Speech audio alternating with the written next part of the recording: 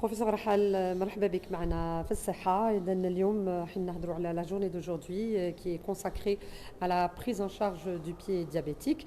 Donc je vous laisse en parler. تفضل. Au fait, merci d'abord pour votre invitation. Le pied diabétique constitue un problème de santé publique dans le monde.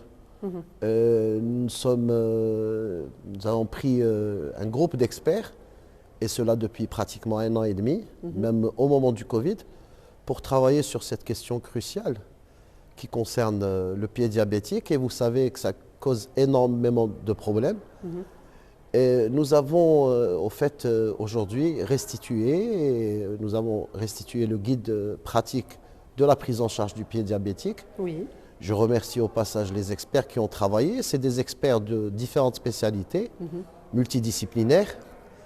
Donc concernant ce guide comprend plusieurs volets: la prévention, la formation, la prise en charge, la thérapeutique et les moyens de diagnostic et d'exploration surtout. Ce qui est intéressant aujourd'hui, le débat était très franc et honnête. Donc nous, ce qui nous intéresse au ministère de la Santé, vous le savez, dans notre plan d'action pour le malade, instauré par Monsieur le ministre de la Santé, nous sommes plus actuellement dans une logique d'activité et d'accessibilité aux soins, sans omettre la partie la plus importante qui est la prévention. Et comme vous le savez, début mars, nous aurons la semaine de la prévention, où le diabète va être au cœur des questions et des thématiques discutées au cours de cette semaine, Inch'Allah. Donc aujourd'hui, ce guide va être aussi soutenu par la sortie d'une instruction du ministère de la Santé concernant les responsabilités des différentes spécialités dans la prise en charge. Nous comptons aussi sur nos établissements publics hospitaliers et surtout sur la santé primaire, en l'occurrence les polycliniques, ce qui est très très important dans la prise en charge. Et nous voudrions surtout dans les objectifs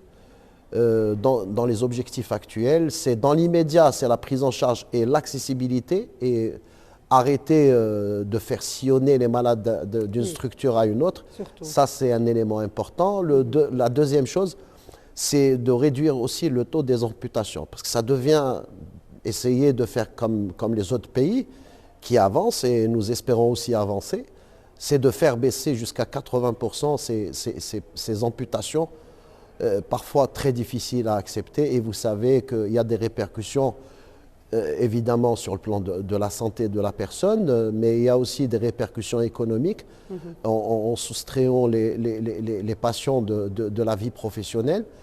Et ce qui est intéressant aussi, c'est de mettre rapidement la rectitude, ou d'espérer à ce que le malade soit mis debout, et avec une prothèse et avec un moignon bien traité. Voilà un peu les gros points discutés aujourd'hui. Et je remercie encore une fois les experts, parce que c'est vrai que c'est un travail de grande valeur. Et maintenant, nous avons un exemple de réseau de prise en charge multidisciplinaire Inch'Allah, pour les autres pathologies, à l'instar du cœur, des pathologies cardiaques. Vous avez aussi, vasculaire aussi, vous avez l'accident vasculaire cérébral, et aussi la question de l'heure, le cancer. Voilà, je vous remercie. Merci beaucoup, professeur. C'est moi, madame. On se retrouvera sûrement pour la prévention. Inch'Allah.